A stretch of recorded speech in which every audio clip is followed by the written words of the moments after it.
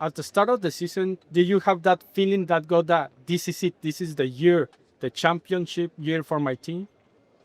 At the beginning of the season, there's so many things to focus on.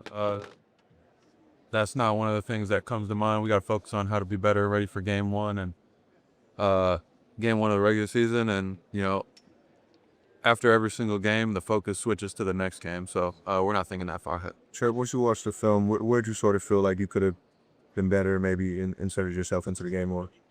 Yeah. I feel like I could have slowed down. And kind of finished some of those plays at the rim. Obviously it hurts in a 1 point loss.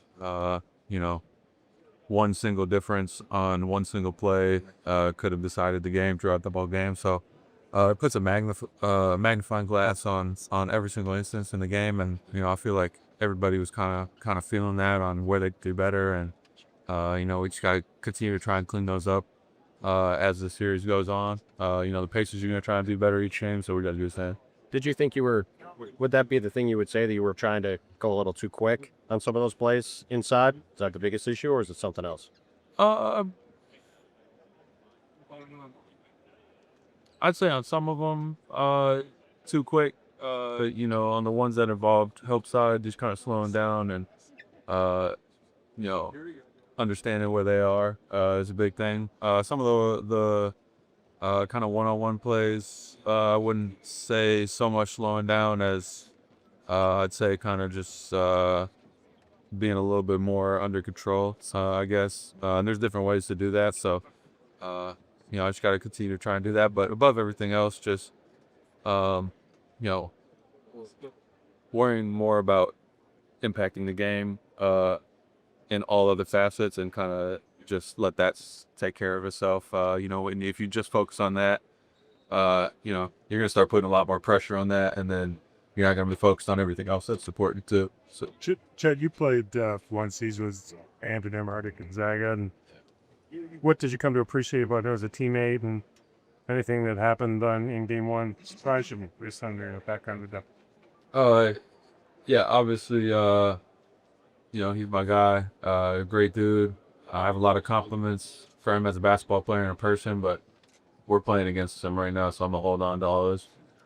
You guys did a lot of double big, obviously, through the playoffs in game one. How do you kind of see this matchup and the ability for you guys still to go double big at times? At the end of the day, us as players, our responsibility is to be ready to execute no matter what the coaches, ask us to do out there. And in game one, that was, to play more single big.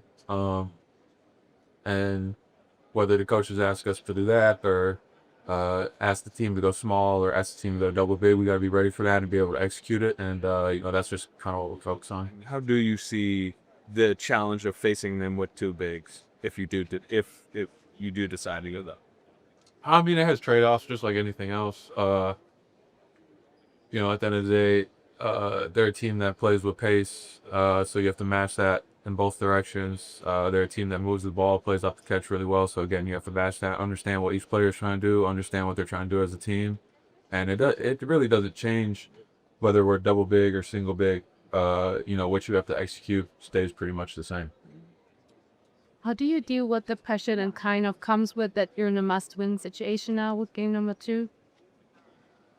I wouldn't say it's any different than game one. Game one's a must win. We didn't win, and now we flipped the game two. It's a must win again, and we've been in must win situations in this playoff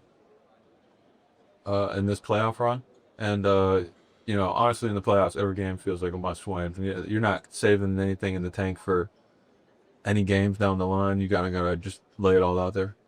Jeff, what has it been like the last couple of years, just being in this city and seeing the impact this team has in the community? Yeah, it's second to none. It's crazy the impact that sports can have on a city, on kind of the vibe and the mood of the city, things going on around the city. You almost can't drive on a new block without seeing Thunder logo, Thunder flags hanging up from people's balconies. It's kind of crazy to know the support that we have from the people around, and you know, we don't take it for granted. We appreciate it. We appreciate how loud it gets in here every game, and you know, it makes us really want to go out there and you know, kind of represent well, because I feel like we're an extension of them, and they feel the same way. So you know, they kind of expect, they have a certain level of expectation for us in terms of the way we carry ourselves, the way we kind of go out there and try to execute. And, you know, going out there and doing all these things doesn't guarantee you a win every night. But at the end of the day, we know the city's heart is in it. So we kind of have to have our heart in it at the same time for them. So What should you do better in game 2 for you? for me personally, I was kind of just explaining to him, you know, just worry about where I can impact the game, you know, on the defensive end, impact the game without the ball in my hands, and then continue to be aggressive. You know, I feel like I got good looks.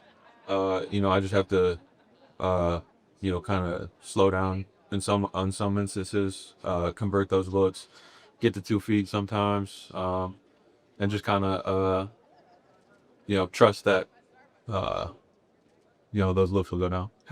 You guys dominated all game long, but what would you say was the key point that caused the turnaround at the end of the game, or maybe the second half?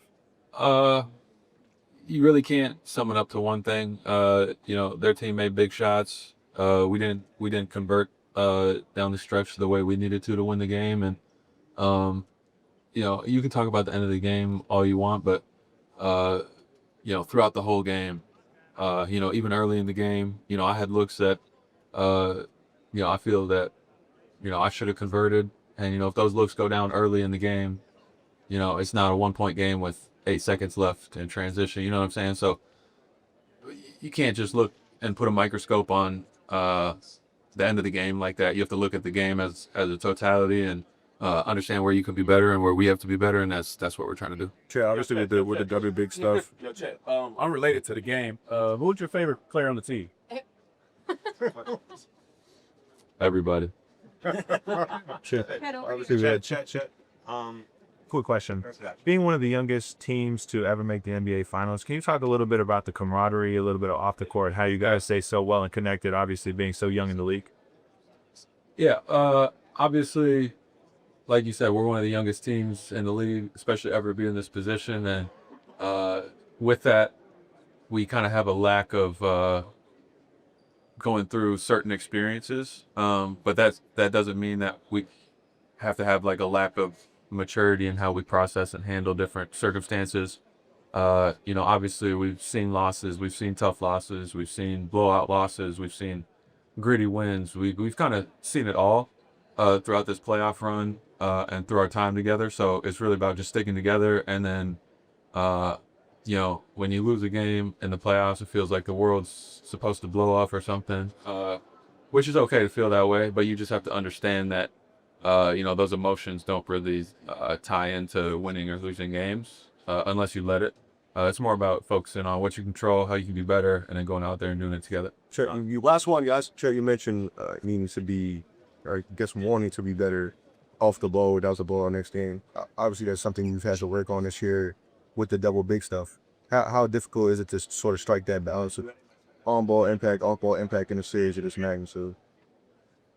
I mean, I think the number one thing is just have great intention with it. You know, every game's going to look different.